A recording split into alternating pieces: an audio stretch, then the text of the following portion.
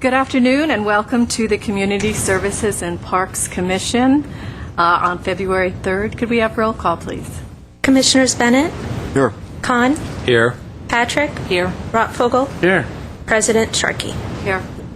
The agenda for the February 3rd, 2010 meeting was posted on the bulletin board outside City Hall and on the City of Glendale's website on Thursday, January 28, 2010 at 1 p.m. Item 2, Commission staff comments. Anybody have? George? I do if the commissioners don't. Okay, commissioners? No? I'd like to just make an introduction. We have a report about the organizational realignment for our department, which is in your packet. And part of that, we have several staff here who are now part of this bigger department called Community Services and Parks Department. Jess Duran, who's sitting on my right, is now the Assistant Director for Community Services and Parks. And Don Nakamoto's out there. Don is with the Workforce Investment Board and the Job Training Center. Moises Carrillo is with CDBG, and Yvette Samuelian is with the homeless programs. And later on, they will all give a report, some background. But let me just introduce Jess right now. I have a small bio on Jess, and if maybe it'll embarrass him a little bit, but yeah. Jess has been with the city of Glendale since 1975 when he was with the department under the Glendale Redevelopment Agency. Early on, Jess began to take his leadership role when he became the department's first senior administrative analyst in 1981. The new Community Development Department was created in 1984 under Madeline Blake, but it says generally under the supervision, guidance, and care of Jess Duran. Jess moved up the ladder of success to become the executive assistant of the department in 1986. 3 years later, in 1989, he became the assistant director of the Department of Community Development and Housing. In 1988, Jess supported the acceptance of the city's first emergency shelter grant homeless funds. Jess was instrumental in the early 90s in establishing the Glendale Homeless Coalition and advocating for the homeless and aggressively seeking funding, which amounts to about $3 million a year now. In 1989, Jess was instrumental in creating the Neighborhood Services section, adding code enforcement with a neighborhood community-oriented problem-solving approach. With the retirement of Madeline in the summer, he became the acting director of the Community Development and Housing Department. For the past 6 months, he has been instrumental in the realignment, actually taking leadership in guiding that realignment with the 4 departments that were impacted. Jess, however, is a graduate of UCLA, and we're the whole Let's go downhill. Going downhill. Jess. So this will be a bone of contention, I think, throughout this marriage here. He has an MA in Public Administration from Cal State University of Los Angeles. And if Jess wants to say anything, we'll give him a few minutes. And he has this pained look on his face. But, thank you, George. President Sharkey, members of the Parks Commission. All I can say is I look forward to my new assignment and my new responsibilities, my expanded responsibilities in the new Community Services and Parks Department. And we all of us that came over from the old Community Development Housing Department are looking forward to enhancing the services that we're able to provide to the community by combining each other's technical knowledge, expertise, and experience. So we're all excited about the opportunity, and for myself personally, to work under George and learn what I can from George and help George.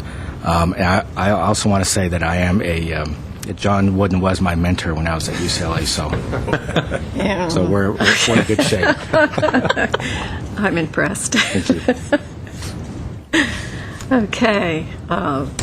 Moving on. I do have a comment. I wasn't here for the last meeting, and I wanted to welcome Commissioner Patrick. She's got an extensive background in community services and nonprofits, and she comes up with some great ideas. So welcome. Thank you. Okay, what's next? Item 3, oral communications.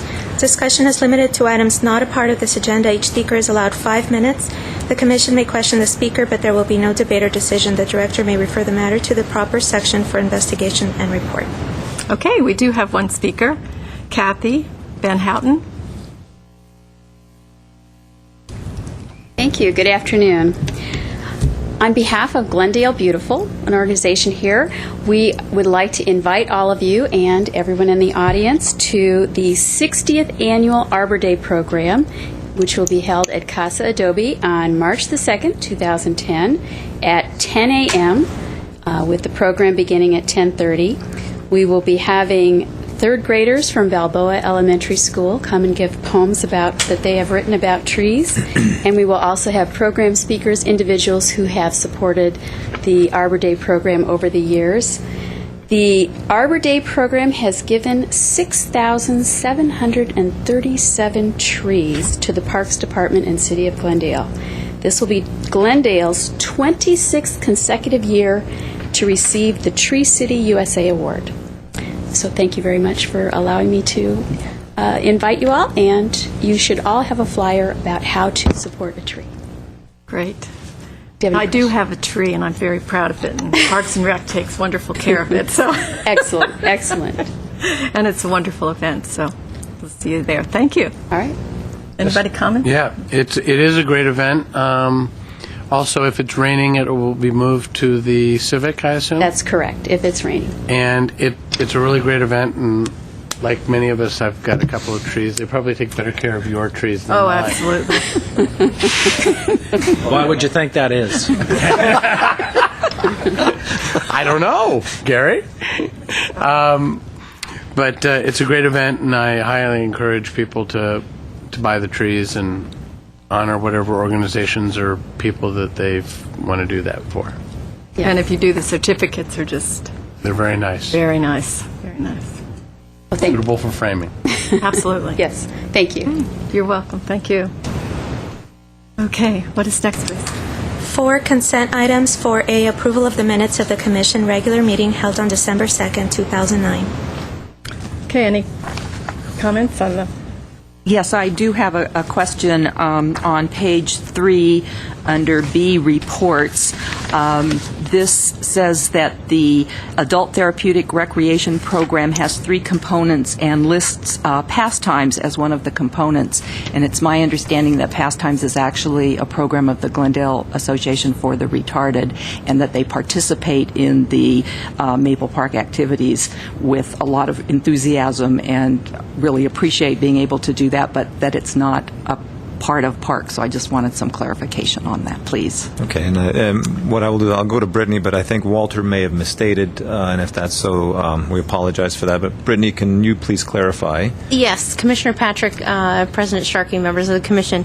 The Pastimes Program absolutely is a collaborative effort that we as a department work with GAR and have put on that program, and those participants come out to the senior center and to other various programs and services that we offer, and it's a wonderful opportunity for those individuals. But yes, we do not want to take sole credit by any means away from any other organization. So it's a wonderful relationship that we have with GAR. So we cherish it, and we want to make sure that we give credit where credit is due. So thank you for pointing that out. And I know they cherish it also. So I don't know if we need to correct the minutes to reflect that. If we do, I would suggest approving the minutes with that correction. Second. All right. Commissioners Bennett, Yes. Khan, Yes. Patrick, Yes. Rotfogel, Yes. President Sharkey. Abstain. Item 5 under business agenda, 5A, reports for information only. 5A1, monthly activity reports. The first is park services. And Madam Chair, if you wouldn't mind, what I'd like to do is, because we have, I think, a fairly heavy agenda with the new sections and the information that they're going to provide, we may have maybe 1 or 2 brief reports, but if you have any questions, maybe we can go through the questions, unless, Gary, you have something that you absolutely want to report. That's fine with me. There's no problem. If you have any questions, I'll be happy to answer anything. Otherwise, For it's both fine. that and For recreation, time. I think we have for just the CIP, Jeff can give you an update on Duke Majan and the rains, and maybe has some slides if you're okay with that. Yes. Fine. If I may, just one quick announcement. I just wanted to remind everyone that Winter Wonderland will be held not this Saturday, but next Saturday on February 13th. So if anyone out there in the community has kids that they'd like to come have a snow experience at Brand Park, 10 a.m., please join us for a wonderful Saturday afternoon. Last year it was canceled because of rain. Will Rain. it be this year also? Yes, unfortunately, if we have rain in the forecast, the snow is actually manufactured snow that we bring in, and we have to make that call prior to midnight the day before. So unfortunately, we have to stop the truck from coming. Otherwise, we still owe the bill on the snow. So we will watch the weather, and there is no rain date. It just simply is canceled if there's inclement weather. But thank you. Okay, we're going to do item 5A1C, CIP projects. Are you up? Thank you. Good afternoon, Commissioners. Jeff Weinstein, Trails and Open Space Specialist. Just have a quick update on the storms that have been hitting Deukmejian Wilderness Park. Yep. Storm Watch 2010. Cue the music. No. Briefly, just wanted to say that we have been approached by the United States Geological Survey, and they have placed 3 instrument sites in Deukmejian. One is a hillside array, and then 2 are actually within the channels. And this is a shot of one of the sites. You can see the camera kind of on the left and the solar panel on the right of that equipment. And then in the background, you can see kind of a bridge structure going across the channel. And that's where they hang the rain gauges and the weather sensors. They have pore bed pressure and soil moisture. And wanted to show you just for scale that that's about a 10-foot deep channel. You can see that's Mike Lawler, for those of you that know Mike, a park volunteer. He's about 6 feet tall, so you can get an idea of the scale that we're looking here.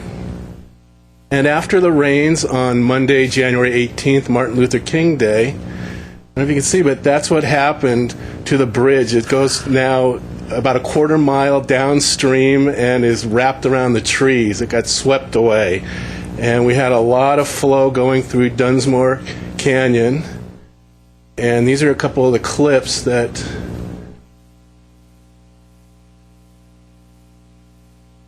just to come up.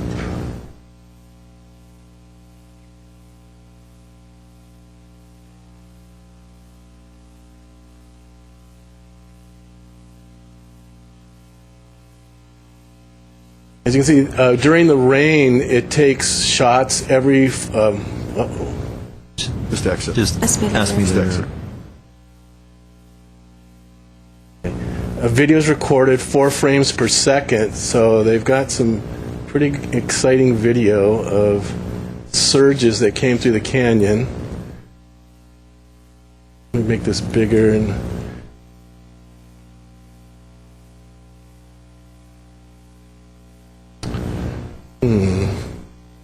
Okay, and there's boulders and flowing. George, can you move your head just a second? I can close this. Okay, now that one's not. There it is.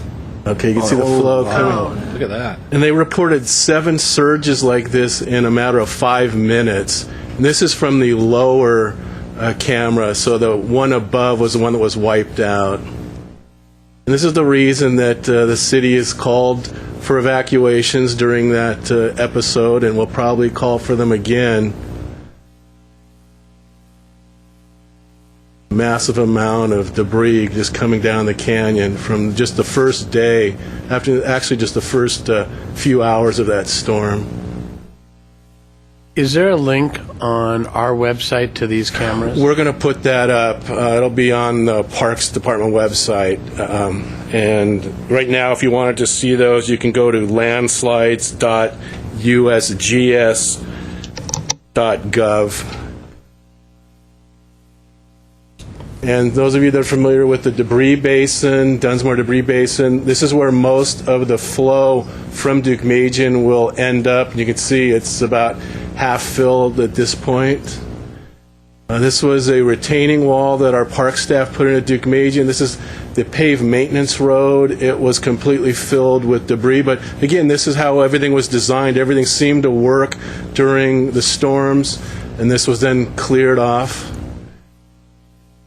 You can see in this shot some of the erosion. Here you can see how much was eaten away by the storm, eating along the toe of the slope, and then the actual slope failing.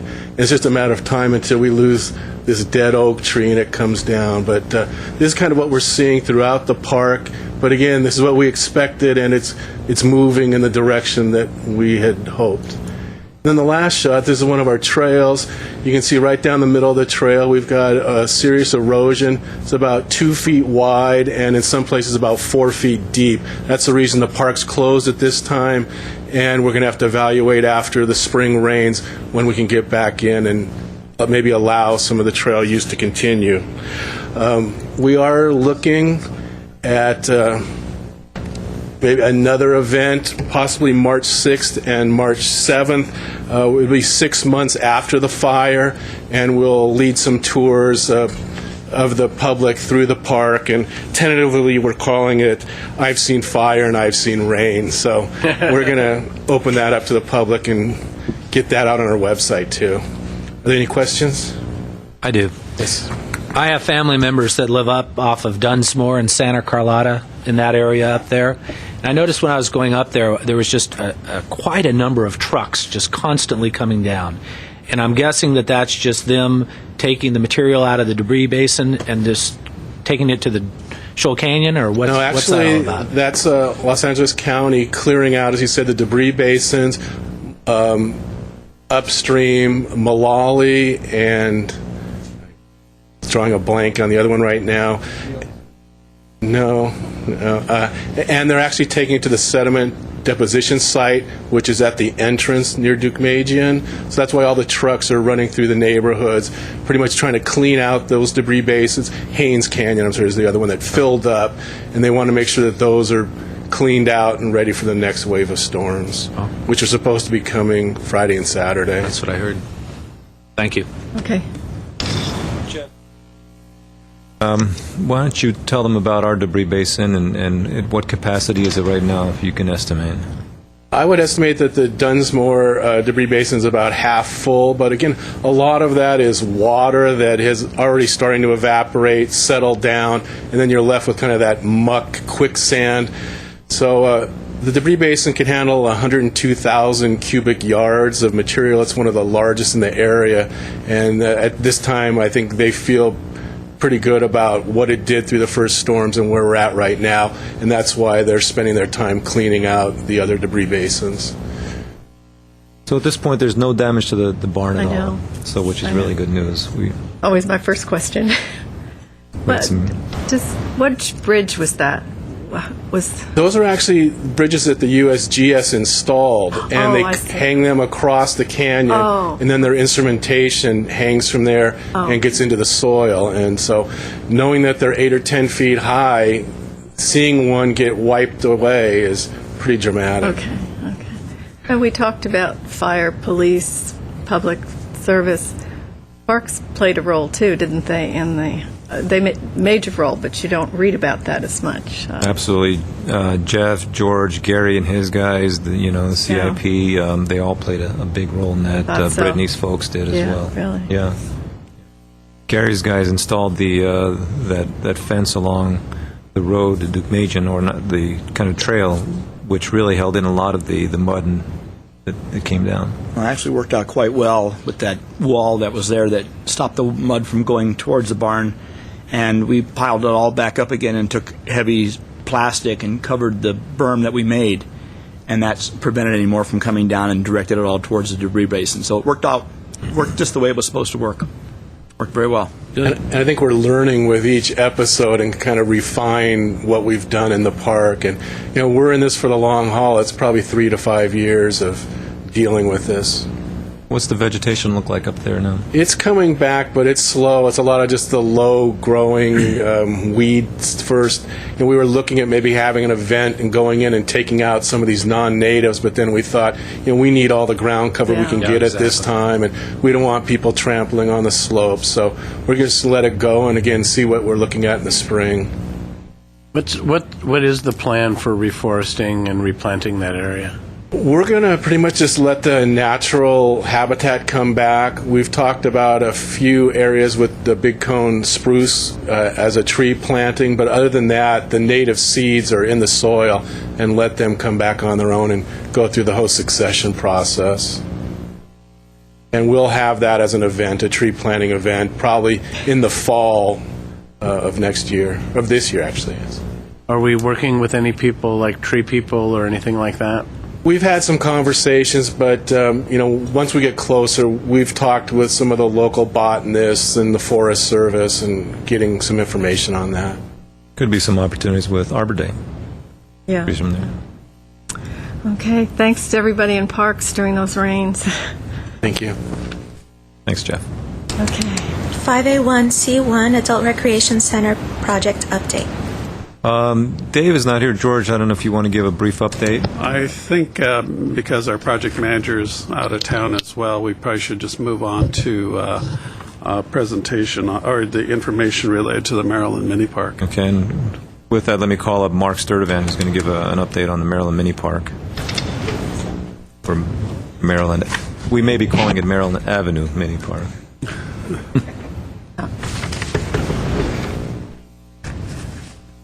And it's the up key, is that right, for going forward? Okay, great. President Sharkey, members of the Commission, I'm Mark Sturtevant, Senior Analyst with the Parks Department. My principal focus is grant writing and grants administration, and I'm here this afternoon to bring you up to date on what we think is a very exciting funding opportunity that we've been working on for really the past 3 months. And do we have that up? Great. And that is, as George mentioned, the Maryland Mini Park project.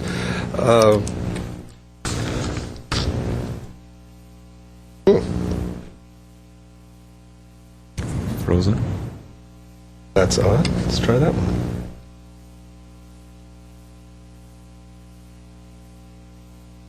Well, it's doing some very creative things that I don't quite understand. I tell you what, I'm going to give this back to Brittany, and I'll just tell her when to. PowerPoint. It's already programmed in PowerPoint. Yes, I don't know. There's supposed to be a whole slide there, and look, there it comes. One by one bullet at a time.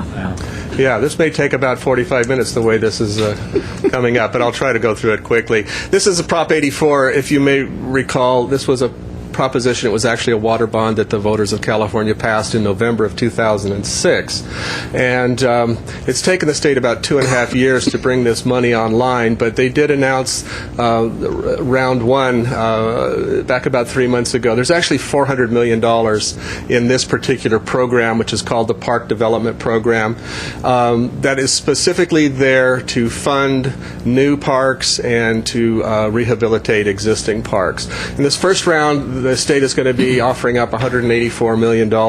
It's a competitive grant program, and the amount that we've requested or that we're looking at for Maryland is approximately $1.7 million. We're still finalizing the cost estimate for the park, but it's in that neighborhood. And the Prop 84 guidelines are very narrow and very specific. They really emphasize building a new park in a area of the city that's park poor and that's economically disadvantaged. So Maryland was a real perfect candidate for us. The guidelines emphasize a number of things, but 3 particularly important components are community planning, sustainability, and what they refer to as community challenges and benefits. The park is located in the southern part of the city. I know it's a little hard to see that map that's on the left, but if you picture Brand Boulevard and Pacific BMW, it's a block east of Pacific BMW. It's on Maryland Avenue between Windsor and Garfield.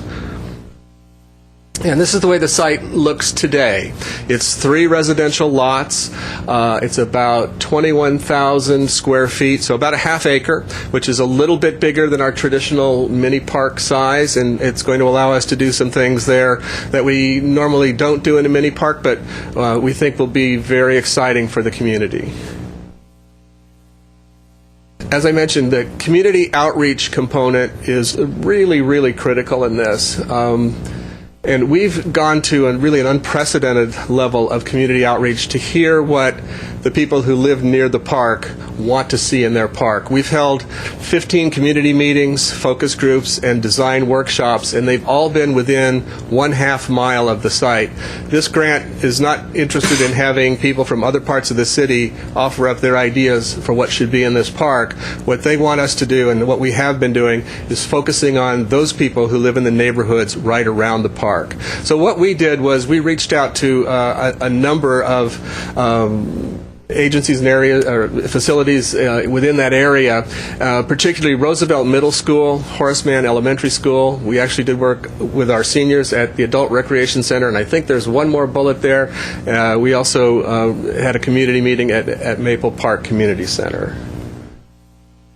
There are 5 elements that the state or the grant asks us to solicit input on from the community. And so in each of these meetings, we talked about these 5 items: the type of recreational features that the community wanted to see, the design of those features, the location of those features in the park, and then we also talked about the community's ideas for making the park beautiful, as well as their ideas for making the park safe for public use.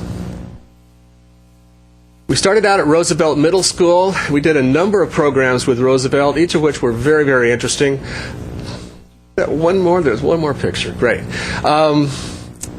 The first was a monthly event they have called Coffee with the Principal, and they invite parents to come every month to meet with the administrators of the school to talk about what's going on at the school, what's going on with their kids, and so forth. And the principal of Roosevelt was very generous with her time and gave us an entire meeting with the parents to talk about the kinds of elements we normally put in mini parks, to throw open the doors to any other kinds of amenities that people would like to see in the parks. We brought our display boards there, which you can see in the lower right photo, which had numerous photos of various features from our existing parks, but also, as I say, threw open the door for other ideas for amenities that we don't normally find in our parks. We also did this program called NASA Night, which is the picture on the lower right. That's an event where parents and students come together to look at technology and things. Roosevelt is considered a NASA school. They have a relationship with JPL. So we had a table there. We passed out surveys, and we solicited input from the community at NASA Night as well. And this is some of what we received. This is a couple of examples of park diagrams that we received from this is from the parents at Roosevelt. And the one on the left is particularly interesting. They both have a lot of elements that you're going to see when we see the final concept plan for the park. But if you look at the one on the left, you're going to see a play area. You're going to see grass at the eastern end of the park. At the top, in this drawing, the top of the park. You're going to see a garden over to the upper left.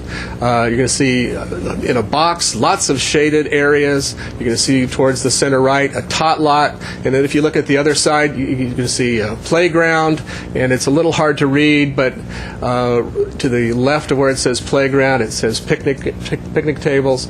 So there's just a lot of ideas that we received from the community that we have incorporated into the park's design.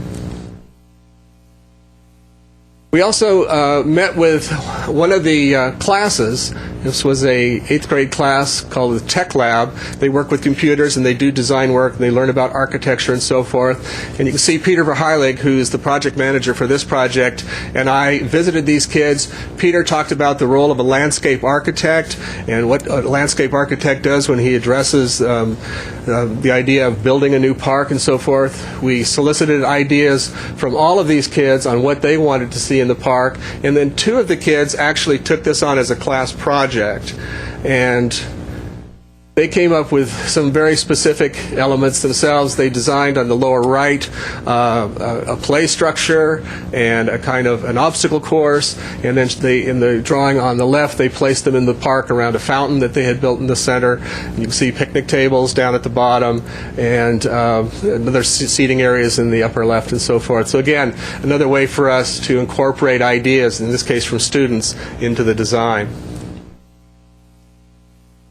We met with the seniors at the Adult Recreation Center and, again, talked to them about elements in the park that they wanted to see and incorporated those ideas as well. That was a really rousing opportunity. The seniors had a lot of ideas about the park, particularly about park safety, interestingly enough, and so we took those ideas on board as well.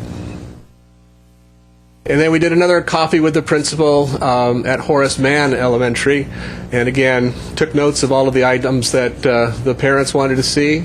We also at Mann did a program with what they call their GATE and ASB students. The GATE is their Gifted and Talented Education Program. The ASB students are their Associated Student Body Leaders. And we had 9 kids who took this on as a project and went away over the Christmas holidays after we had talked to them again about park design and park elements, and they came back and presented to us what they wanted to see in the park. And the news press came that day, and you can see there Dave Ahern taking on board ideas from a number of these 4th and 5th graders who presented us with their ideas for the park. And again, this is a couple of the diagrams that they drew for us. The 4th and 5th graders were certainly among the most creative participants in this process. They had lots of ideas from swings, which we are actually going to incorporate in the park, to a water slide, to monkey bars, to a skateboard tube, and a snack bar. In fact, one student even wanted to have an airstrip there. And I was a little perplexed by that, but it turned out it was for model planes to fly. Oh. So we listened to a lot of interesting ideas from the students at Horace Mann. And then finally, we had our traditional community outreach type meetings. This one was at Maple Park. We had our designers, David Volz and Gary Vasquez there. In the upper left, you see Gary going over a thematic design for the park, which we think we're going to go with, which is Tropico. This park being in the southern part of the city.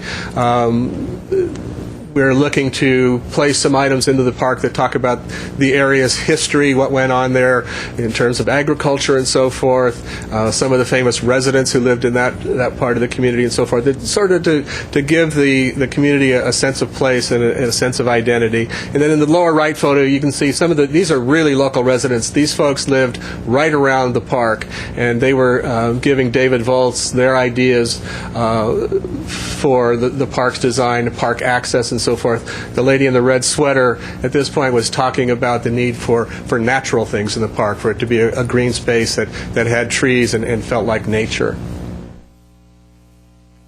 So here's what we heard. These are the items that came up over and over again, and they are all items that we're going to include in the park's design. Open grass area was very important. Seating areas, both for like table games and for picnic areas, were important. A trellis or shade structure, the idea of being able to sit in the shade, came up time and time again. There was a lot of interest in a community art element or community sculpture project, so we're going to incorporate that into the design. A community garden plot was something that was of interest and of particular interest to a lot of the kids, and we're looking to see if we can't partner with Roosevelt Middle School with one of their after-school clubs to take care of a portion of that community garden plot. Another item that came up, and we are going to incorporate it into the design of the park that we don't normally hear about, is a health and kind of fitness area where we would have outdoor fitness equipment. So that's something that the community said they wanted, and we're going to be putting that into the design. And then picnic tables, as I said, the idea of a place to sit in the shade, either to play games or to have a meal, was something that we heard quite a bit. Oh, and decorative fencing, yes. That actually came out of the discussions about security for the park. There is a definite desire, almost unanimous desire, to have that park fenced. So that's something that we're working on as well. Next steps, we have our final community outreach meeting next Thursday, February 11th at 6:30 p.m. at Roosevelt Middle School's auditorium.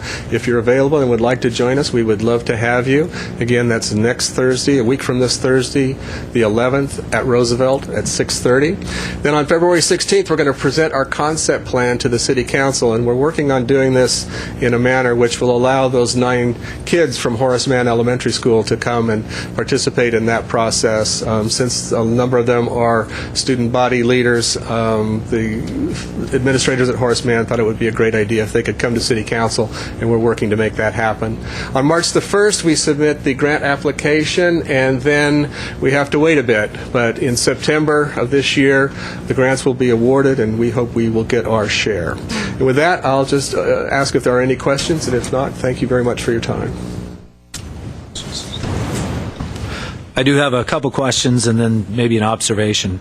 First of all, kudos to you for doing 15 community meetings. That must be that must be very interesting. It was actually fun. Was it? Yes. Good. One of the things I was interested in knowing is because directly to the west is the auto dealers with, as you mentioned, Pacific BMW and some of the other auto dealers. Did you get any feedback at all from them? We did. We did. We actually met with the association at a lunch meeting back in December, and we did listen to their concerns. Their concerns mainly involved parking. They were interested in seeing us put a parking lot into the park. That's not something we felt we could do. I mean, we did talk about it. We did consider it. This isn't the kind of park that people normally drive to. It's not that large. It's not like a Verdugo Park or some of our larger parks. It's really a neighborhood park where people are meant to walk to. There are no bathrooms here, for example, so it's not the kind of park where people would go and stay for a long time. So the plan currently is not to provide parking. There were other items that came up. Interestingly, the exercise equipment came up because we were interested in finding out what the car, the owners of the dealers might like to see for their employees, and that fitness equipment came up as one. And certainly the idea of the shaded picnic areas where a salesperson or somebody from the maintenance staff could come over and have a lunch in a nice, comfortable place was also something that they were interested in. And if I can add, and you may have been involved in this process and maybe not, part of the reason why this project was delayed was we were working with Pacific BMW to see if we could utilize this park, or they could utilize the subterranean part of the park as a parking lot. Right.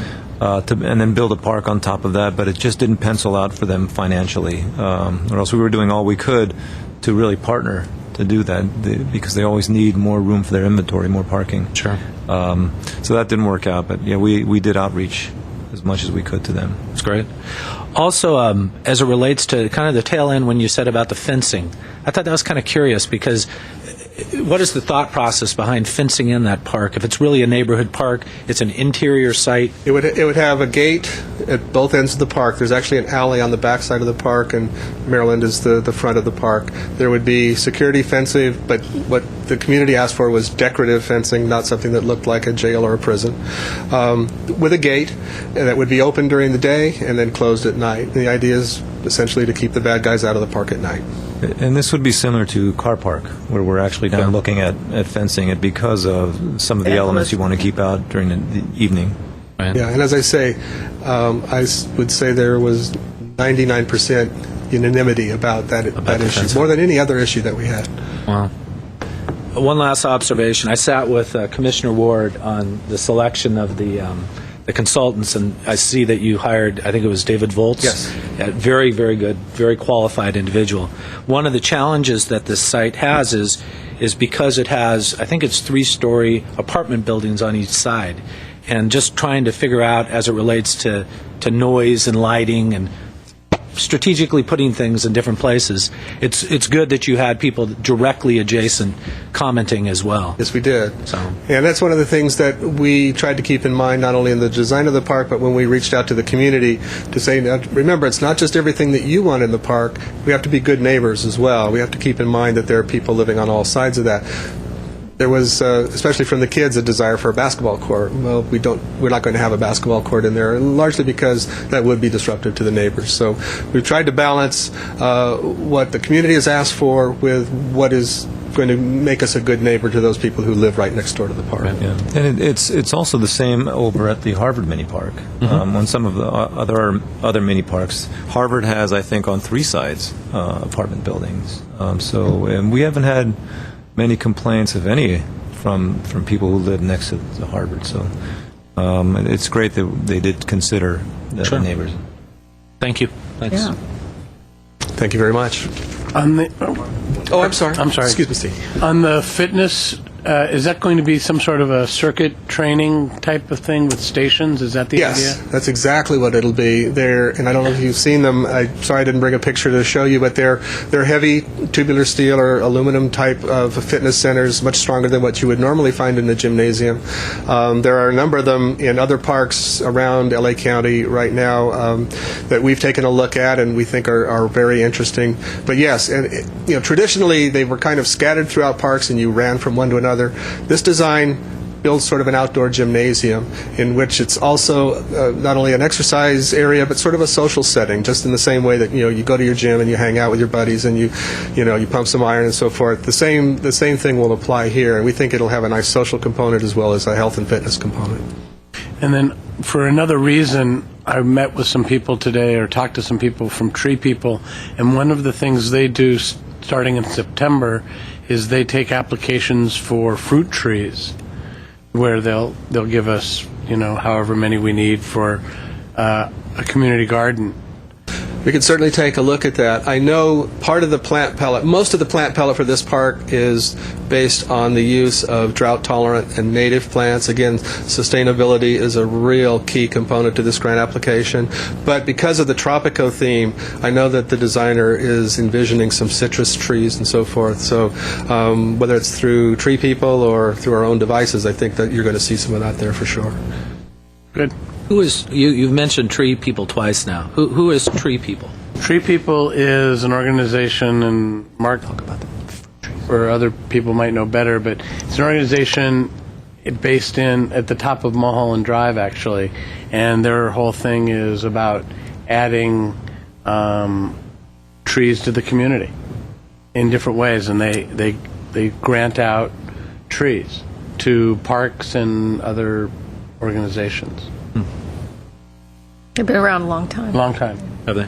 And if you go over Laurel or Coldwater, they're at the top of Coldwater in Mulholland. Okay. Anyone else? Thank you, Mark. Thank you. Iris. Item 5B, organizational realignment. Whoa. Okay. All right. Okay. That was the right word. I think we have about 45 minutes, if not an hour, so Oh, my we'll see if we can do this Okay. as quickly Can I as we interrupt? can. Can I interrupt just for one Sure. second? I apologize. I should have brought this up, and I see we're going into this. I was going to just get clarification for everybody else too. I should have brought it up under commission staff comments. At the last hearing, I brought up about us having a presentation by staff on LEED and green building standards, and I got a call back from George, but I wanted to share, or at least have him share before we got into this item. I guess that's going to be coming in the future. Yes, we're going to bring that, I think, next month. Part of that was we wanted Stephanie, who's the lead staff on LEEDs, to do a brief presentation, but I think they felt it was going to be more than brief. And we wanted to give you this information. The realignment we thought was more important right now for you to understand what's coming into the department. Perfect. But next month she should be here. And in between that time, I think they should have more meetings to establish a LEEDs or a recommendation to the City Council for a LEED standard for the city, both private buildings and public buildings. So I think next month would be a better time. Perfect. Thank you. Okay. Okay, effective January 13, 2010, the Parks, Recreation and Community Services Department officially became the Community Service and Parks Department in an expanded realignment of three departments. As you know, Community Development and Housing was, parts of it were taken and actually spread out among three different departments. One was the Planning Department, which now incorporates Neighborhood Services and the Building Department. The other was the Redevelopment Agency, which now takes on the Housing and Section 8 components.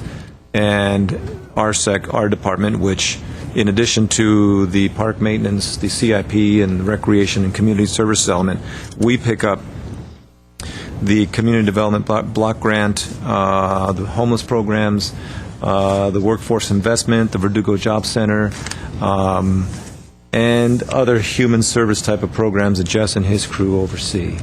So with that, I think, Jess, if I'm not mistaken, it's almost another 75 to 100 staff people. Is that right? Did we have 50. 50? 50. I know that Don has quite a number over at the Job Center. It varies depending on the economy, and right now with the job stimulus bill, it's a little bit more. So it really expands what we are going to be doing in this department. And this is an effort to realign functions so that they better serve the community, so it's more coordinated. And I think, given what we do here and given what Jess's sections do, we have found that there's a lot of synergy.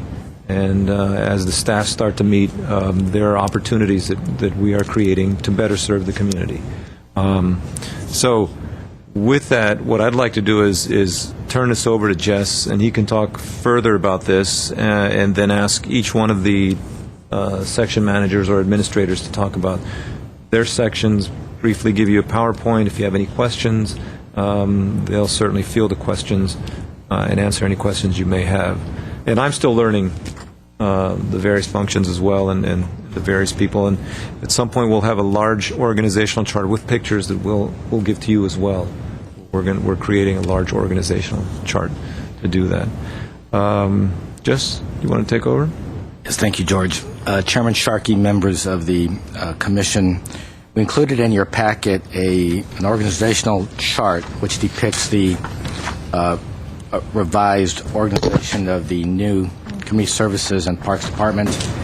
The boxes you see shaded represent the new functions and responsibilities that have transferred to the former Parks and Recreation Department. So as you can see, we've added two major sections to the organization, what we call Community Development Block Grant, or CDBG for short, and the Homeless Services section. And that section is headed up by Moises Carrillo, who is a Community Development Supervisor, and Yvette Sanvalian, who is a Senior Analyst and the City's Homeless Coordinator. And they will give you an overview of their operations in a minute. Then we also added the Workforce Development section, which is a major operation. This is the section that runs and manages the Verdugo Job Center, located at 1255 South Central Avenue. And it's a one-stop employment and training center.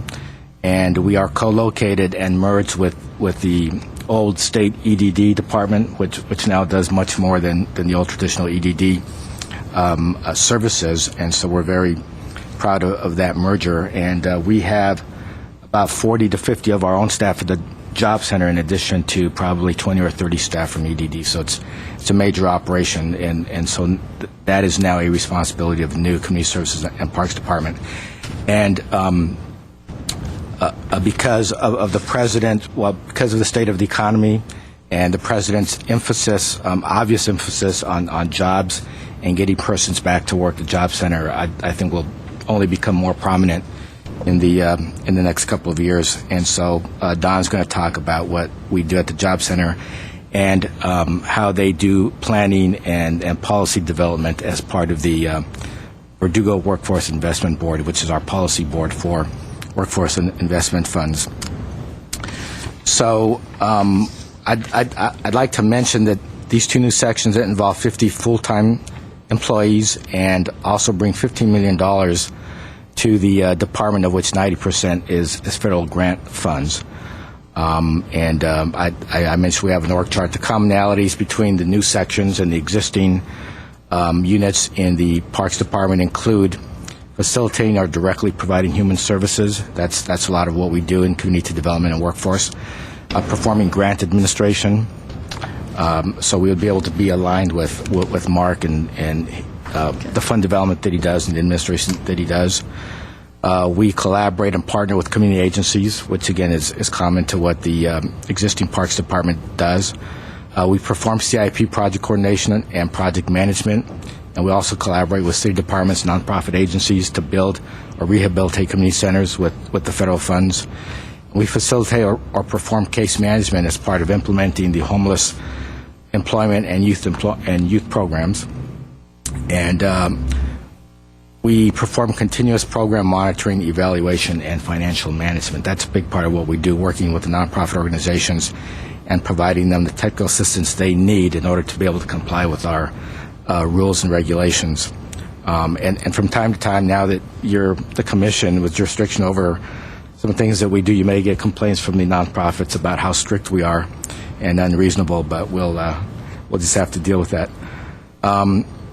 So as I mentioned earlier, we are excited, and we do anticipate that with the realignment and merging of the knowledge and experience and resources that is now combined between the parks operations and the community development housing operations, that we will enhance services to the community. So at this time, well, speaking of synergy, if I could provide a broader perspective of the Maryland Mini Park. The Maryland Mini Park is actually a component of the East Garfield Revitalization Project, which was a project that was initiated by the Community Development Housing Department, where we targeted the East Garfield neighborhood, of which the park is a component, but we're also building a new affordable housing development project next door to the park. So the park was an outgrowth of that housing project. We are widening the so-called H alley to make it safer. We're adding lighting to the alley to make it safer. We are redoing some of the sidewalks, curbs, and gutters, and we're resurfacing the streets, working with our Public Works Department.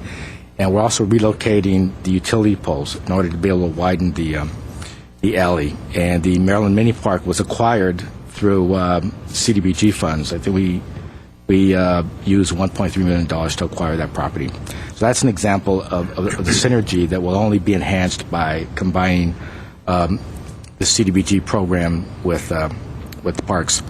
So at this time, we'd like to provide you with an overview of the new sections, which again include the Community Development Block Grant Program, our homeless programs and workforce development, Workforce Investment Board, and the Glendale Youth Alliance. So I'm going to start with the Community Development Block Grant Program and call it Moises Carrillo. And he's going to turn it over to Yvette, who's going to talk about our homeless continuum of care. And Yvette's going to hand it over to Don Nakamoto, who's going to talk about workforce investment. I'm going to take the keyboard? Yeah, I'll take the keyboard. It works. Thank you, Jess.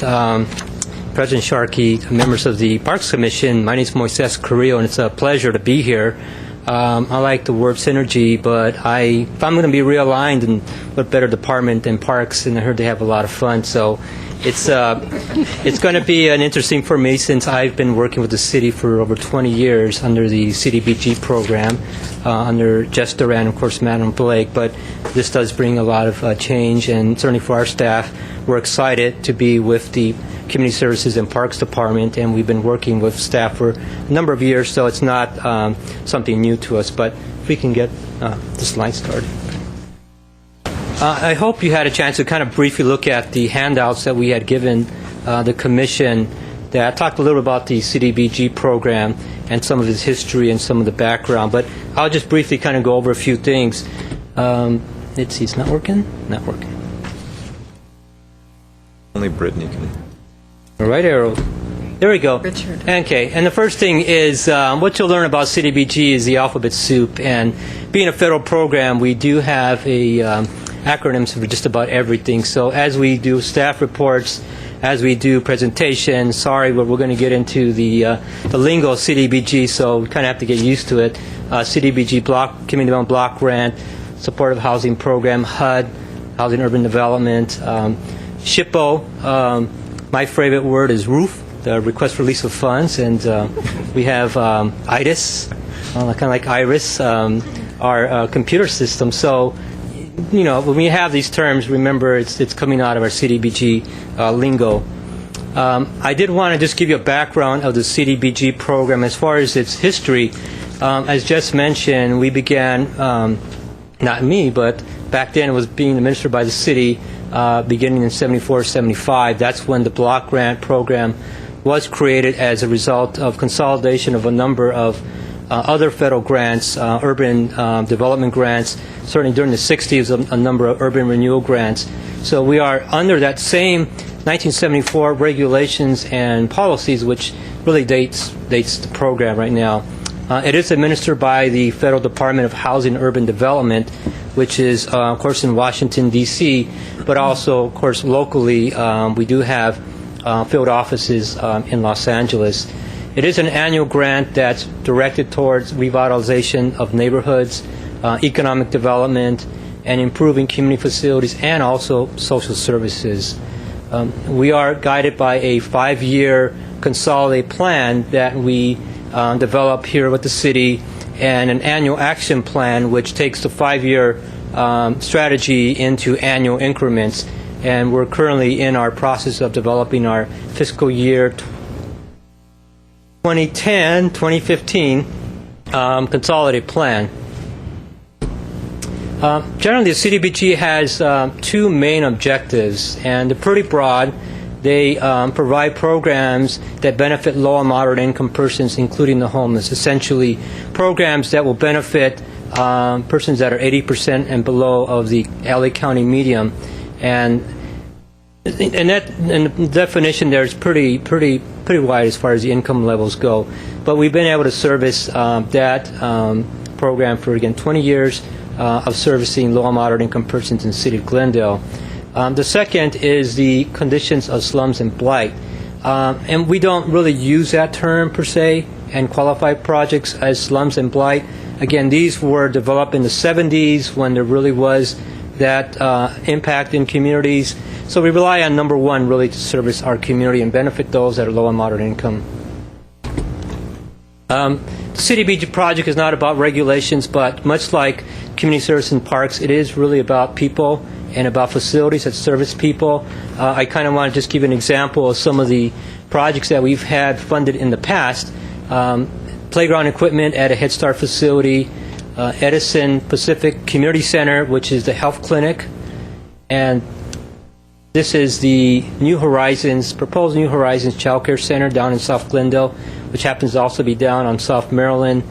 And part of what we do as well is engage the community. We do a lot of community meetings, a lot of community process. So you'll see some, this is at the old Edison School, and some of our community meetings. So a lot of it, what we do is very similar to what the Community Service and Parks is doing, and so we really want to work closely and add our experiences in there.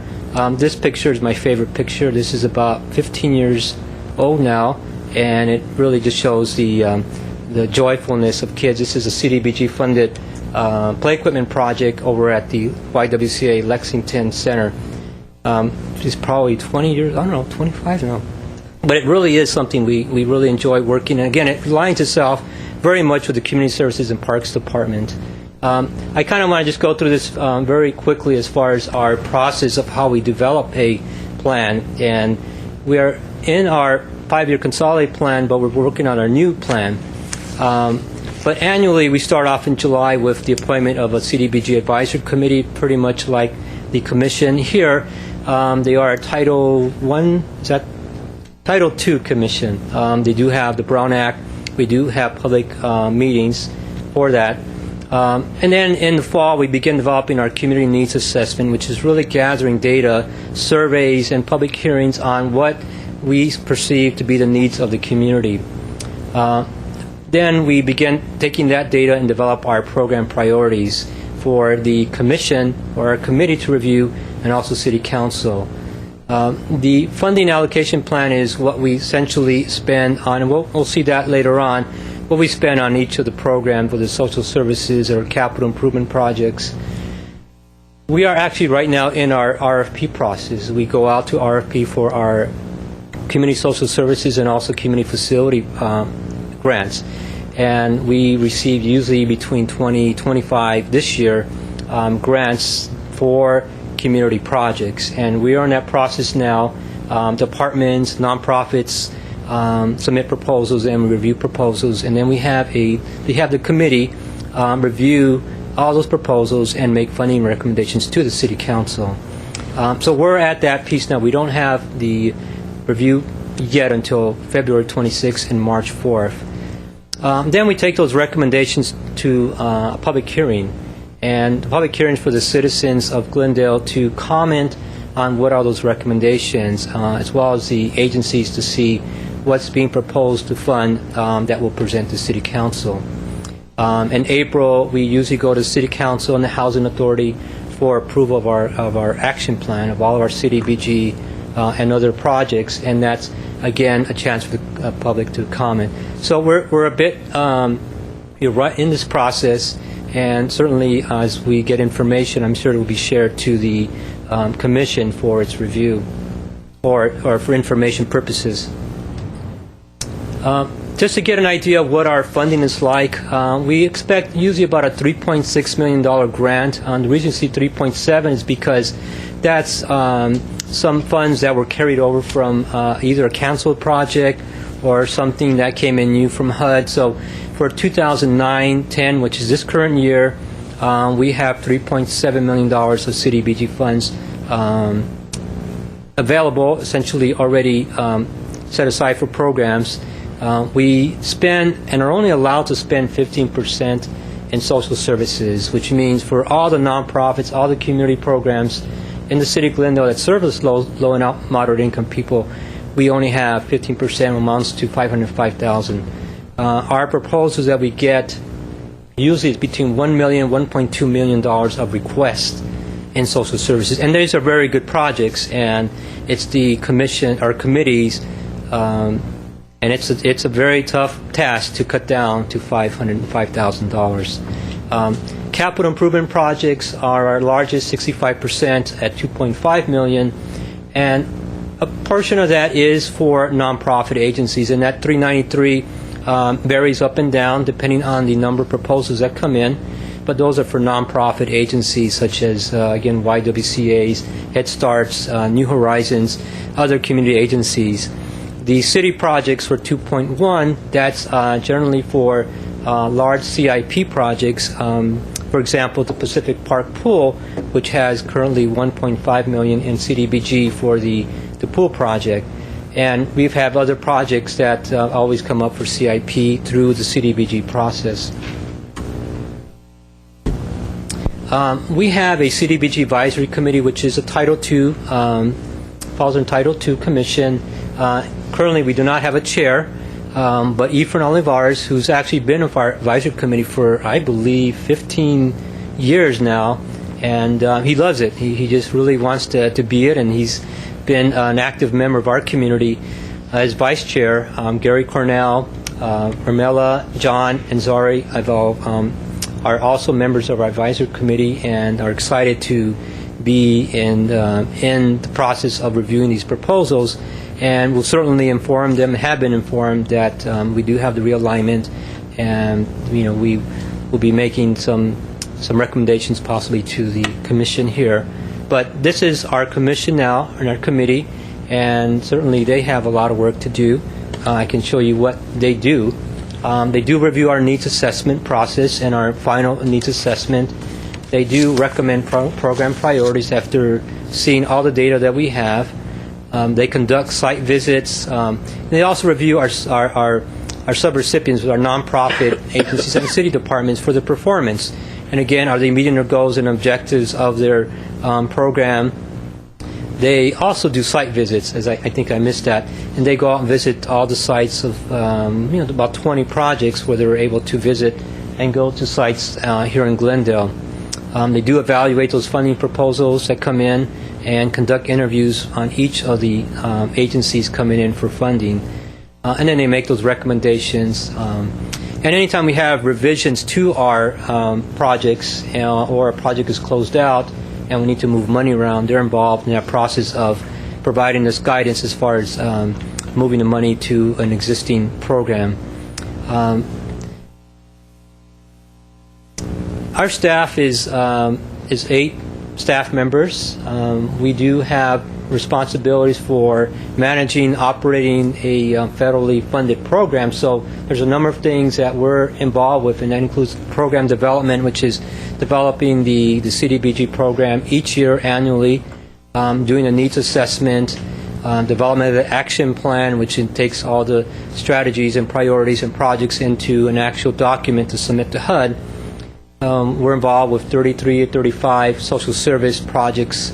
Those include the homeless projects, which Yvette will talk about, and the CDBG projects. And that includes all the program monitoring of annually reviewing their records and financial audits, and a lot of technical assistance. As we know, nonprofits, especially those that are new to the federal grant programs, need assistance with a variety of technical assistance, where it's financial or it's just administration. So a lot of our staff time does involve technical assistance to the nonprofits and in some cases the city departments as well. We also have CIP projects, which we manage for and assistant management for nonprofit agencies, again, Head Start, New Horizons, YWCA. So we do manage CIP construction projects in our section. We also are in charge of the implementation of the continuum of care homeless programs for the city of Glendale, which, again, Yvette will talk a little bit more about that. The just mentioned the East Garfield project, and that is one of our planning and implementation of neighborhood revitalization projects. That's a big role that CDBG has had in the past 20 years of working to coordinate with all the city departments and agencies and the community to develop really projects, neighborhood revitalization projects really involve citizens and the departments and spruce up our neighborhoods. And lastly, we also do the consolidated plan, which is that 5-year plan that shows the city's direction as far as its HUD funding. Just mentioned the other programs, but we have, and this is for CDBG, about $18 million to administer over the next 5 years, which we're developing. I just wanted to list real briefly the program priorities of the block grant program for this current year, and you'll see, again, a lot of similar strategies which the Community Services and Parks is involved with. It includes youth employment, at-risk youth programs, a number of other programs, senior services, which is something that's actually becoming more of a need based on our surveys, our data that we're doing. Health services, of course, has always been generally priority for our community. Again, neighborhood improvements, it always seems to be parks and community centers and open space as community residents, especially in our target area, which is southern Glendale, have all brought up that that's certainly an important part of their quality of life. And, of course, homeless, which we better again talk about, is the other large category of program priorities. So I just wanted to stop there. I know there'll be questions, but that's essentially the CDBG, and I'll be, coming back for see if you've got those acronyms right, because that's something that we really, unfortunately, we have that lingo down, and we just can't get away without it, even after 20 years in Parks Department. So is that in here? No, that's not in there. Justin, no, I was putting that in there, but I like that because, yeah, if you can get roof right, whoa. Okay. I think that's a major one. NEPA, and someone said HARPO. No, that's not HARPO. That's SHPO. That's the State Historic Preservation Office. A 104D is a bad one. If we have to do that one, that's what's called the Relocation Act, and involves a lot of money for relocation of anybody that's being displaced. And, of course, the other ones are just there for you to figure out. But if you've got any questions, certainly you can take those. I know we've got certain other presentations from our staff, and we can probably roll to the other. I'm going to quit here, or you want to do it? You can do it. Thank you very much. Thank you.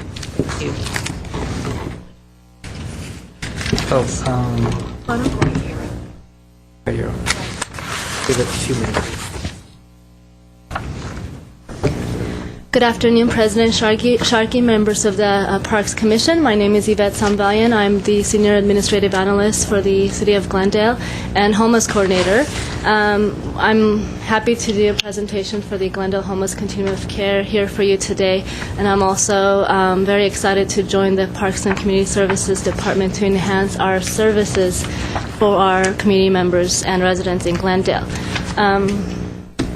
To give you a little bit of a history about the Glendale Homeless Continuum of Care, In 1995, Housing Urban Development HUD began distributing funds for homeless programs through annual national competition called the Continuum of Care Homeless Assistance Notice of Funding Availability, NOFA.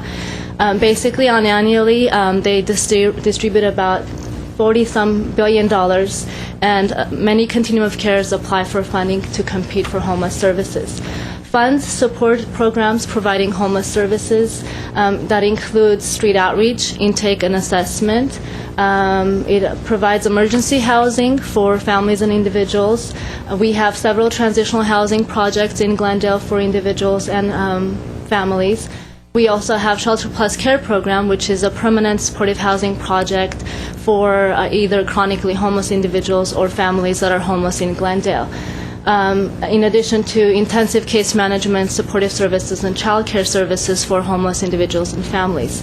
The continuum of care is designed to basically move homeless persons from the streets to the emergency housing, to transitional, and to stable housing ultimately. The city of Glendale is one of the 3 cities in the LA County that has its own continuum of care. Pasadena is the second, the third is Long Beach, and Los Angeles Housing Services Authority, which is City of Los Angeles and County of Los Angeles that oversees another continuum of care homeless services. The funding is a competitive funding, and again, it provides supportive housing programs and permanent housing for homeless individuals. The awards support the continuum of care. The Glendale Homeless Continuum of Care comprises of members of the community, homeless alumni, nonprofit organizations, community advocates that support that are part of the Glendale Homeless Coalition that meet on a monthly basis that basically provides policy direction and supports the programming. The City of Glendale Housing Authority is the lead applicant for the application to HUD, and it supports and we submit it on an annual basis. The CDBG and emergency shelter grant funds leverage the SHP program funds. In addition to that, our nonprofit organizations must fundraise about 20% of the allocations they receive on an annual basis to basically have full funding covered for their programs. This flowchart kind of talks about our process. We have homeless prevention and supportive services. We have street outreach individuals on an ongoing basis in Glendale that go to the community. We basically outreach and bring individuals and ask them to access emergency services, emergency shelter programs. Once they graduate the emergency shelter program, they go into transitional housing programs, and then ultimately permanent supportive housing, which is subsidized or on their own when they're ready. We talked a little bit about the different components. In terms of annual funding for the emergency shelter programs, we have about $112,000 or so on an annual basis.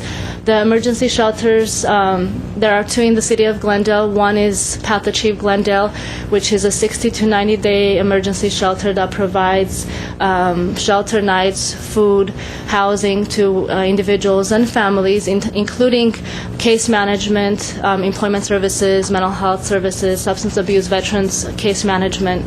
And the second shelter is the YWCA of Glendale that serves women and children who are victims of domestic violence, and they could stay 45 days at the shelter. We have transitional housing programs, about $485,000 on an annual basis. We currently have 4 transitional housing programs in the city of Glendale, operated by the Salvation Army, Path Achieve Glendale, Door of Hope, and Euclid Villa. Door of Hope primarily targets and serves women that are survivors of domestic violence. Path Achieve Glendale serves mixed population. Nancy Painter House by the Salvation Army, they serve women and children. And Euclid Villa is located in the city of Pasadena, but Glendale has 7 units that we place Glendale families in the city of Pasadena. It's a shared project.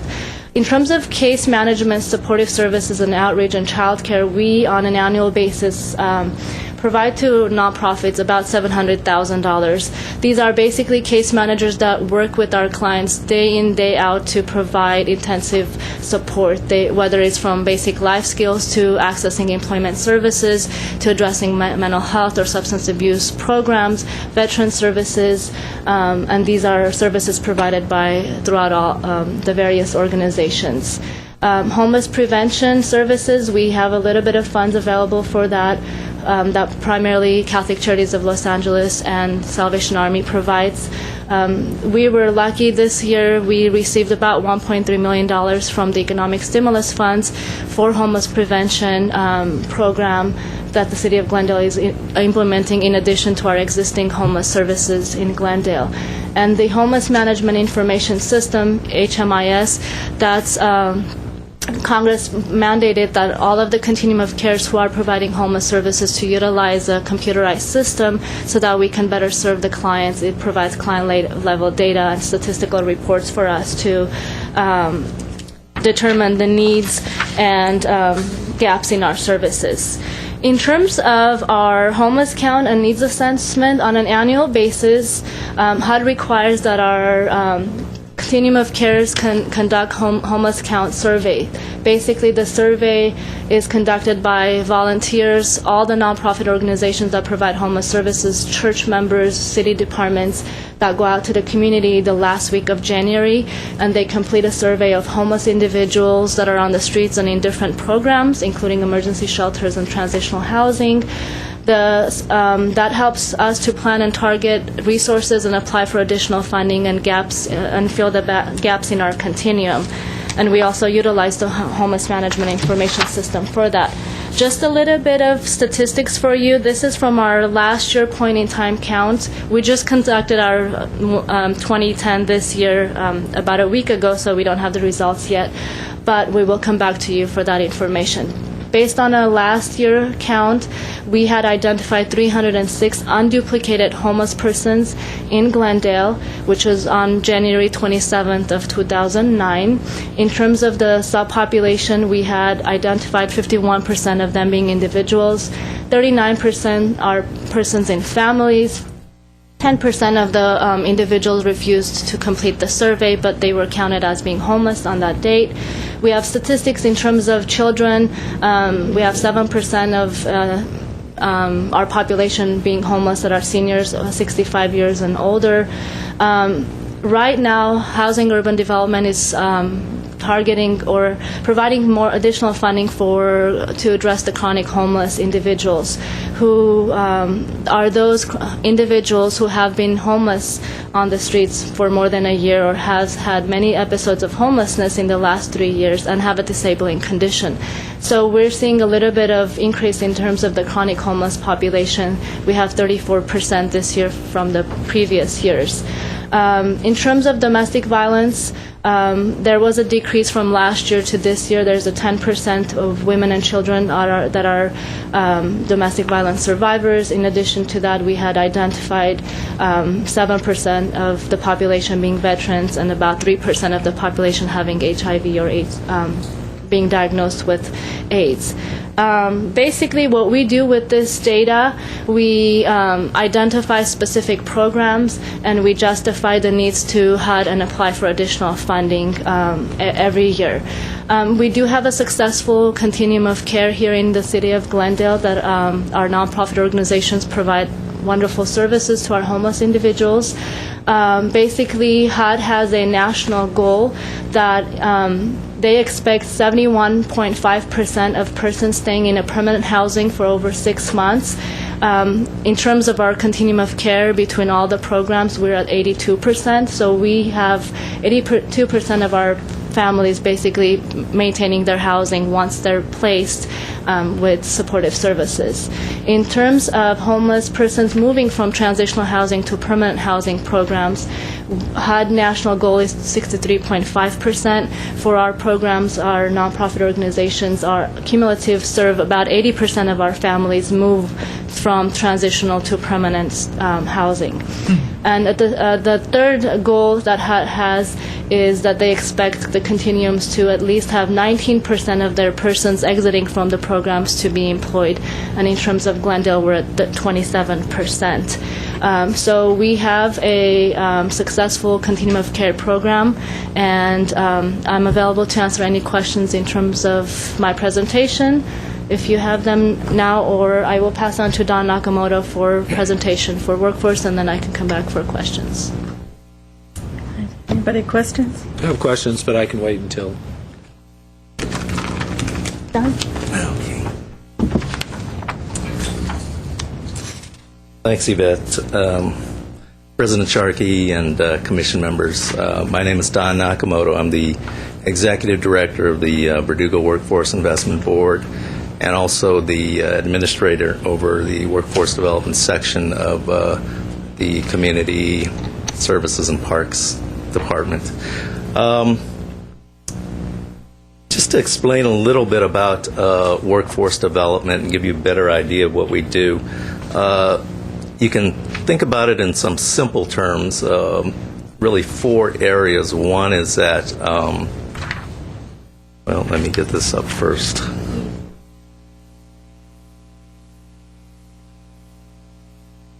Okay. We help people in the community find jobs. We help them prepare for careers.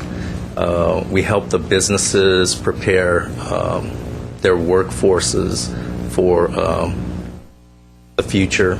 And also we serve as the community resource for economic and labor market information. It gets a little bit more complex in how we achieve some of these things, so I'm going to go through that, and hopefully I don't confuse you anymore on some of this stuff, and you'll have a little better knowledge about what we do in this area. Our organization, the Verdugo Workforce Investment Board, was actually created through the 2000 Federal Workforce Investment Act. And what that act did was basically divide up the United States into workforce areas. There are workforce investment boards all over the country. There are 48, we call them WIBs, in California. And our WIB, through a tri-powers agreement between the city of Burbank, Glendale, and La Cañada Flint Ridge, we serve that particular jurisdiction. Through that agreement, the city of Glendale was selected as the administrator over workforce development. We've actually been around since 1983 as a workforce organization, first as the Verdugo Private Industry Council, and then as the WIB.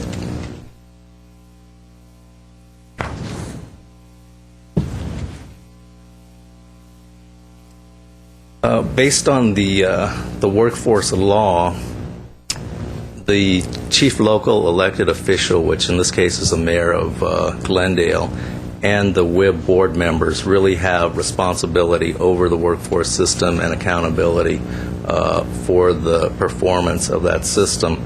Under the system that we have, the mayor delegated responsibility for the day-to-day operations of workforce development to the city manager of Glendale, who then delegated that down to George as the department head of Community Services and Parks. Actually, for 27 years, workforce development was under the Community Development and Housing Department. The Workforce Board is comprised of community leaders. At least 51% of those community leaders have to be from private business. The chairman also has to come from private business. We have community leaders from all areas of the community. Education, we have board members from the school districts, economic development people from each of the cities, labor representatives, and all types of major community organizations. We have about 2/3, I would say, of our board members are very active and very vocal, and so it really provides some good input and leadership for our community.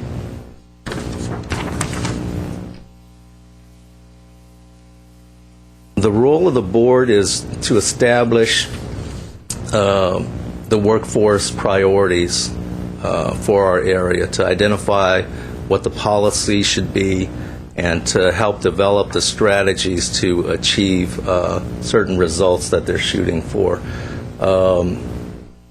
And so this is to both benefit people in our community that are job seekers as well as businesses. Those are really our two customers. They also oversee our annual funding that we receive from the state, and it originates from the federal government. I think this year we have about $6.5 million, and our annual budget is usually about closer to $4 million. We also oversee the youth employment programs in our region through a WIB subcommittee.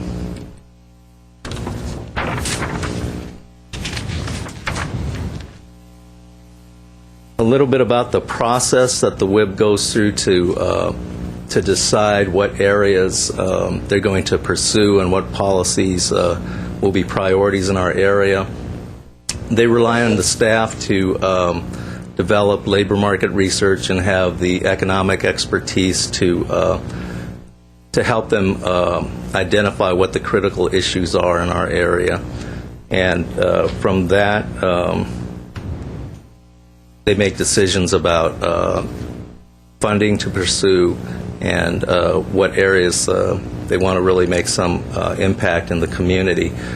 Just as an example, on the labor market and economic expertise, when Glendale College does a long-term master plan, they come to the WIB and ask for assistance in identifying what the key economic and workforce issues will be over the longer term period. Also, the cities of Burbank and Glendale, their economic development departments, when they have their long-term strategies, they come to the WIB for assistance in identifying those areas. We have a lot of pretty high-level people that sit on the board, so they help the staff to identify some key issues, and I'll give some examples on that later. We pursue funding then once we've identified issues and try to get the funding to actually implement projects that'll achieve our goals. Just some examples of things that we've done in the past. A few years ago, we identified the technology changes that were occurring in the entertainment industry. The technology, because of the switch to digital technology, advanced more in 5 years than the previous 50 years combined. And so that had huge implications for the workforce skills. So we ended up pursuing numerous grants. We actually ended up retraining over 2,000 local entertainment workers, and were able to acquire close to $5 or $6 million to do that. Another key recent issue that we had was the local nursing shortage. We have 3 major hospitals in our area and 1 major hospital in Burbank, and the staff identified 400 to 500 unfilled nursing openings among those hospitals. That was a critical issue for not only the labor shortage, but the entire community and the type of quality health care that they would get. So we acquired over $1 million of grant money there. We trained 100 new nurses and 200 existing nurses at the hospitals. One of the key things about that program, too, is one of the problems they've had that created the shortage is that statewide about 26% of the trainees dropped out before they completed their training because the work was so difficult, the classwork technically. And so our program, we were able to develop some new strategies, and so our completion rate on our first class of 50 was, I think, 96%. The second class was 100%. Also, we were the first WIB in the state that addressed the mortgage finance meltdown. We have a big finance sector in the city of Glendale, and a lot of the workers were being laid off, and so we were the first organization that acquired a grant to begin helping those people pursue new careers and new employment. And then recently we launched a project with Glendale Community College and also with the Glendale Water and Power to create a power academy to deal with the shortage of utility workers, not only here but all across Southern California. The bottom line is that the WIB has a lot of potential to have a huge impact in the community. Our chairman, Rich Roach, one of his favorite sayings is that we're probably the most important organization in the community that nobody's ever heard of. And so hopefully we can change some of that. But in looking at some of the projects that we did or currently have, actually, for purposes of this presentation, I was adding them up, and we actually have 26 current projects that focus on specific areas. For example, serving ex-convicts, helping them with their employment, disabled, job seekers, veterans that are just returning. We have so many different areas that we're focusing on to try and meet the needs in the community.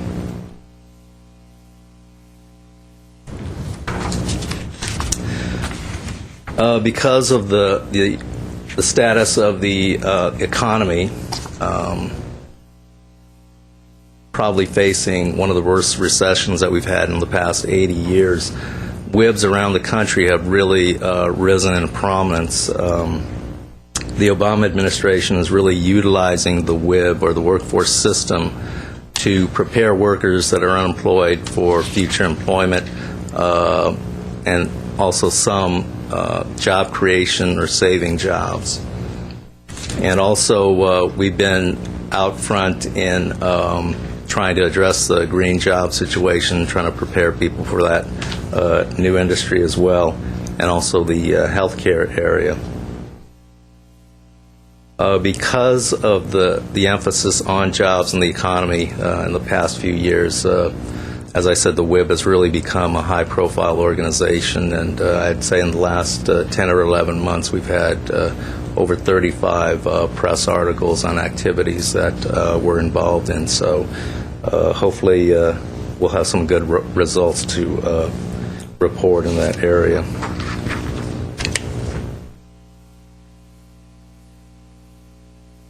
We have two primary vehicles to provide the services that I talked about. We have the Verdugo Job Center, which is our main service provider. We get about 9,000 visits per month from job seekers in the community from both Glendale and Burbank, and that rate is at least doubled in the past year. So that gives you an indication of what's happening to our labor market and our economy. And also, Glendale Youth Alliance handles many of our youth training and employment activities.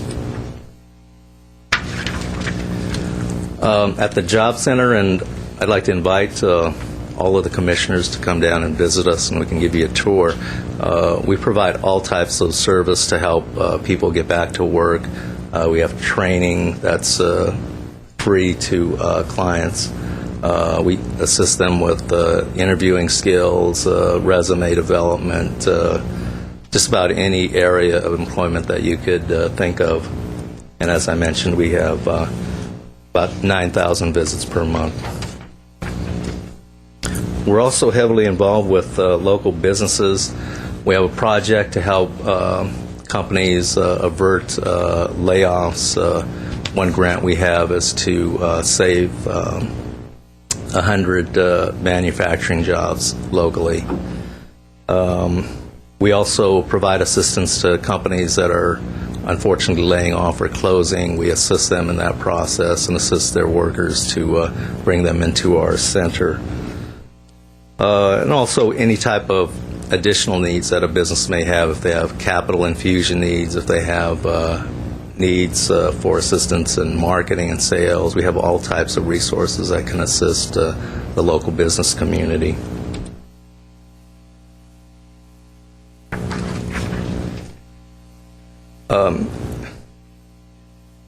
As just mentioned,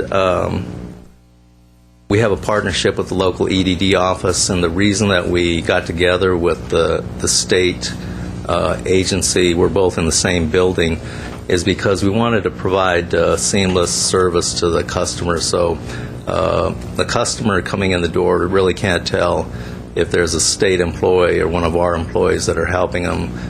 We work jointly together and share the duties, have joint meetings, and I think that partnership really benefits the customers.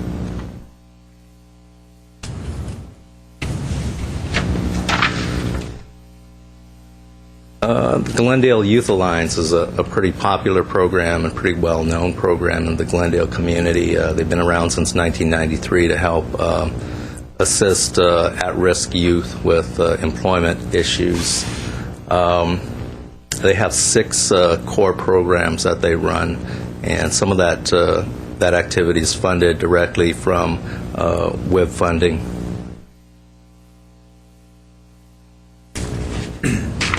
And just recently, they completed a successful summer youth employment with stimulus funding. They trained, or they employed 220 youth in brush clearance and an office job. So that was a pretty successful program. Excuse me for interrupting. Do we still have to wrap it up at quarter? Yes. We do. Okay. Let me just see. speed it up a little bit. Yep, so we I think can that's get it. questions in. Good timing. That was it. Oh, good. Okay, because I just looked at the clock and we have to wrap it up. Thank you. It's overwhelming.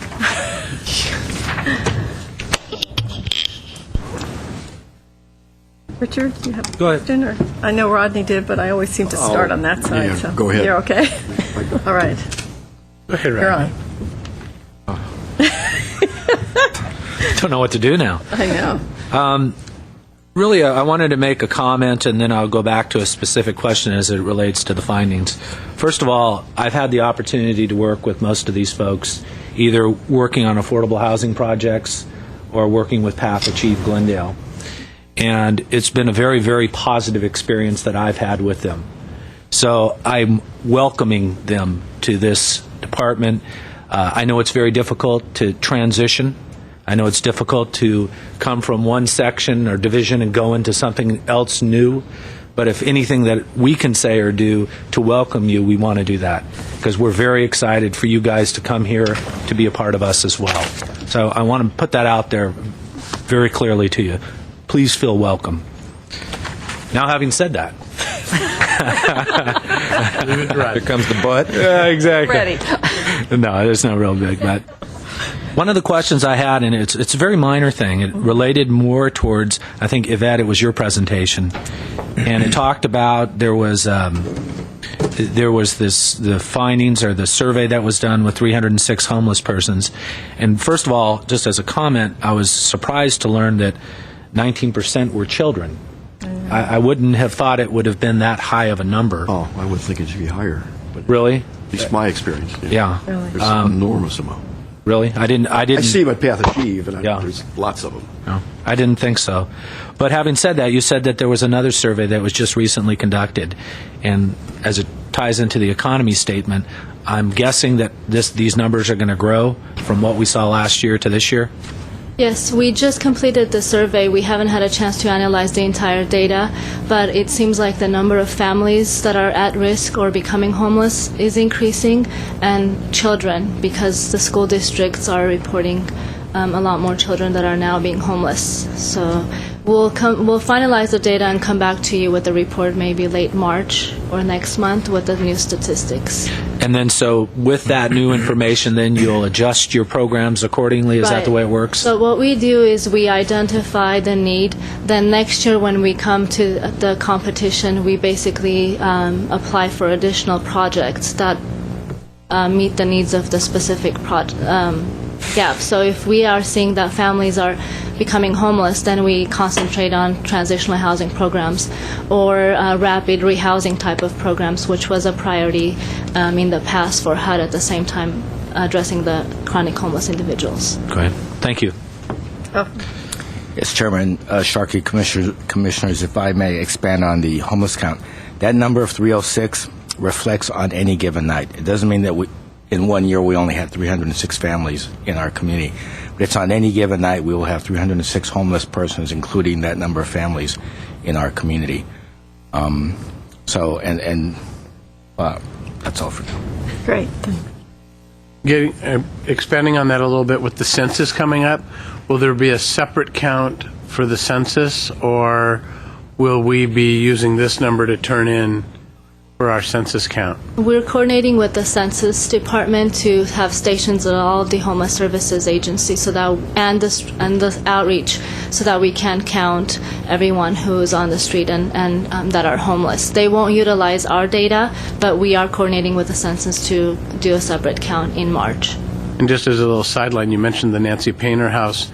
I think in March or April, also the Salvation Army is going to be opening their Chester Street project with 4 permanent, quote-unquote, permanent houses for families that have disability based on substance abuse. That's correct. And that's an exciting project, too, that's coming on. Yes, we are currently accepting applications for the Chester Street project. You can call 818-548-3720 so that we can connect families to the Salvation Army program. That is coming up in March, and it is for families that are transitioning from transitional housing to permanent supportive housing project. Okay. George. And just briefly, Yvette, if you know, how do we compare with Pasadena and Glendale in terms of what are their homeless counts like? I think there are about over 1,000 homeless on any given night, so we're not as high as Pasadena. Have a lot of great programs. It's pretty overwhelming. Yeah. Okay. Is there anything written? Thank you. One more. If I just may add to sure. what Rodney has said, and I've worked with Jess a long time, the group you see here are really fantastic, and I'm the first one to say it, our department's really going to be enhanced with these 4 outstanding individuals and the people that work with them too. So I'm really looking forward to working with them. Yeah. It really will enhance the department. A lot to absorb, but thank you so much. Do we have anything written? No, we don't. Okay, so we're okay to adjourn? Yep. All right, we are adjourned. On time. On time. I had a schedule. 3 minutes. 3 minutes? You did good.